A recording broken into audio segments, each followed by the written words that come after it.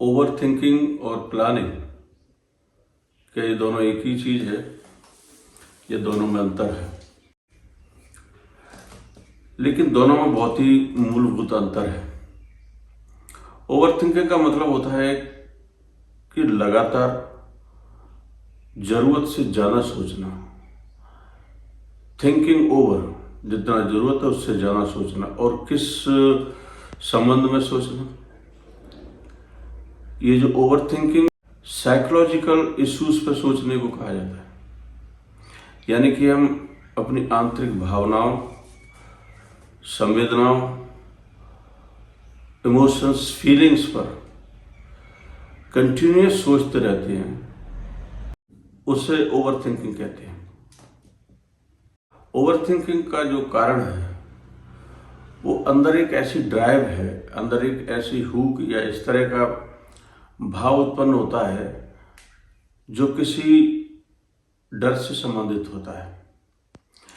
या तो पूर्व में कोई घटना घटी होती है, या अभी कुछ होने का अंदेशा, या भविष्य में होने का अंदेशा है।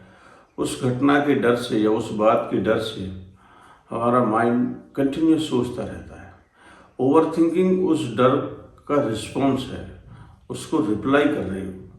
कोई डर हमारे अंदर है जो हमें खतरे का एहसास कराता है, जो हमारे एग्जिस्टेंस के लिए, जो हमारे जीवन के लिए कुछ खतरा हो सकता है। उस चीज के बारे में, उस घटना के बारे में, उस होने वाली किसी बात के बारे में कंटिन्यूस सोचने को ओवर थिंकिंग कहते हैं। इसका कारण भी यही है, इसका मोटिव भी यही है। जब हमें किसी प्रकार का खतरा या हमें किसी प्रकार का नुकसान होने का अंदेशा होता है, या तो पूर्व में वो घटना घटी हो, वो दोबारा से रिपीट होने को, या अभी होने कुछ हो, अभी वर्तमान में कुछ हो रहा हो इस टाइप का, तो ये डर के रिस्पॉन्स में ओवर थिंकिंग होती है। वो डर जो हमारे अंदर हो रहा है, तो ओवर थिंकिंग जो है उसको रेशनलाइज करे, उसको स्पष्टीकरण देना है कि नहीं, ऐसा नहीं होगा, ऐसा होगा तो ऐसा कर लेंगे, अगर इस तरह की बात आएगी तो उसके उपाय खोजना है, उससे दूर भागना, उसको स्पष्टीकरण करना, उसको रेशनलाइज करना है उस डर को, और उसी में हमारा मस्तिष्क उलझा रहता है। ये डर का रिस्पॉन्स, ओवर थिंकिंग हमेशा डर का रिस्पॉन्स होती है, और इससे कभी भी डर जाता नहीं। जो डर का भाव जो मन में आ गया है, और उसको सुलझाने के लिए ये हम कंटिन्यूस सोचते रहते हैं, उससे ये जाता नहीं। क्योंकि जो डर आया है वो विचार से ही आया है, उसका कारण भी विचार है, और ओवर थिंकिंग भी विचार ही है। विचार के द्वारा ही उसको हम खत्म करना चाहते हैं। तो जिस चीज ने जो चीज प्राप्त पैदा की है वो उसको खत्म नहीं कर सकते। विचार के द्वारा कोई भी चीज अगर पैदा हुई है तो विचार उसे खत्म नहीं कर सकता है। उसे खत्म करने के रास्ते दूसरे हैं, लेकिन हम इसी तरह से ट्रेंड हैं, इसी तरह से हम अभ्यस्त हैं, इसी तरह से हमें समझाया गया, या इसी तरह से हमारी अपब्रिंगिंग हुई है। पूरे मानव जाति की जहाँ भी धरती पर मानव है, वो हमेशा सोचता रहता है डरों के बारे में, और डर से हमारा जो मस्तिष्क है वो इसी तरह से ट्रेंड है, और उसी में उलझा रहता है, और उससे कई प्रकार के अंदर संघर्ष चलते रहते हैं, कन्फ्लिक्ट होते हैं, उसमें हमारी सारी ऊर्जा व्यय होती रहती है, उससे और स्ट्रेस बढ़ती है, और एंजाइटी बढ़ती है, और एक सर्कल सा बन जाता है। और कंटिन्यूस हम ओवर थिंकिंग करते, सुबह शाम दिन रात, रात को जग जग करके सोचना शुरू कर देते हैं। हम उस डर से पीछा छुड़ाना चाहते हैं, उससे बचना चाहते हैं, इसलिए उसके बारे में सोचते रहते हैं, उसको ओवर थिंकिंग के द्वारा उसको रेशनलाइज करते रहते हैं। और जहाँ तक प्लानिंग की बात है, तो प्लानिंग ज़्यादातर बाह्य घटनाओं या इवेंट्स को मैनेज करने के लिए होती है। बाहर हम कुछ कदम उठाना चाहते हैं, कुछ फिजिकली कोई कार्य करना चाहते हैं, उसके संबंध में कुछ सूचनाओं के आधार पर हम कोई प्लानिंग करते हैं। तो ये आवश्यकता या जरूरत के आधार पर होती है। इसका जो कारण है या इसका जो ड्राइव है वो आवश्यकता है। इसमें भावना बहुत ही नगण्य होती है, ज़्यादा नहीं होती। जो भावनात्मक ड्राइव है वो कम होती है, यानी कोई डर या कोई लालच या कुछ ऐसा कम होता है। लालच हो सकता है लेकिन डर इसमें कम होता है। जैसे कि ओवर थिंकिंग का मेन जो कारण है वो डर है।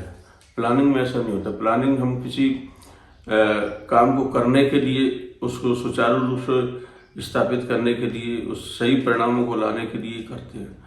ये मन में बार बार नहीं दोहराई जाती है, क्योंकि इसका संबंध भावनाओं से या नहीं है या इमोशन से नहीं है, इसलिए मन इसको पकड़ता नहीं है। मन सिर्फ उसी को पकड़ता है जो भावनाओं से संबंधित है, खास करके डर से संबंधित है, तो मन उसको कंटिन्यूस दोहराता रहता है, क्योंकि मन डर से भागना चाहता है हर हालत में। और ये डर से संबंधित नहीं होती है, इसलिए थोड़ा बहुत नेग्लिजिबल इसमें रहता है। तो हम 1 या 2 बार सोच करके उसको फिक्स करके और उसमें बाहर रूप में फिजिकली कदम उठाते हैं, इवेंट्स को मैनेज करते हैं, उस पर काम करते हैं। तो प्लानिंग जनरली बाहर के लिए होती है, इसमें ओवर थिंकिंग नहीं होती है, थोड़ी बहुत होती है। और ये मस्तिष्क पर प्रेशर भी नहीं डालती, स्ट्रेस भी नहीं डालती, जाना इससे दिक्कत भी नहीं। और ये जीवन के लिए आवश्यक भी, हम जो काम कर रहे हैं जीवन में, करियर में या कुछ भी कर, उसके लिए आवश्यक है। तो इससे कोई खतरा नहीं। लेकिन जो ओवर थिंकिंग है उससे हमारा सारा जीवन अस्त व्यस्त हो जाता है। उससे डिप्रेशन, एंजाइटी, स्ट्रेस जो आजकल सबसे बड़ी समस्या बनी हुई, उसका कारण ही ओवर थिंकिंग है।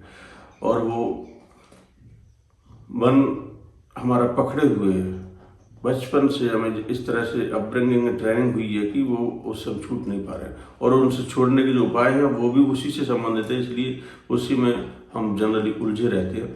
जबकि ओवर थिंकिंग से बाहर निकलने या ओवर थिंकिंग ना होने के जो उपाय है या जो तरीका है वो अलग है, इसमें हम चर्चा करेंगे एक दिन।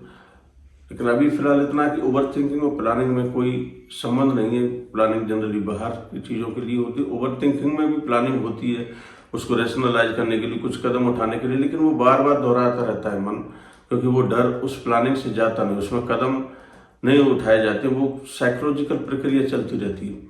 जबकि इसमें एक बार हम सोच लेते हैं और उस पर कदम उठाते हैं तो इससे हमारा मन चिपका हुआ नहीं रहता, इसको बार बार नहीं दोहराता है, इसलिए इससे कोई स्ट्रेस या एंजाइटी नहीं होती। इसलिए दोनों में अंतर है और इससे ज़्यादा खतरा नहीं है। उससे ओवर थिंकिंग के तो परिणाम सभी देख ही रहे हैं कि एंजाइटी, डिप्रेशन या जीवन अस्त व्यस्त और बहुत ही सारे दुख और सारे जो मिजरीज हैं, वेदना है, उसका कारण भी ओवर थिंकिंग है।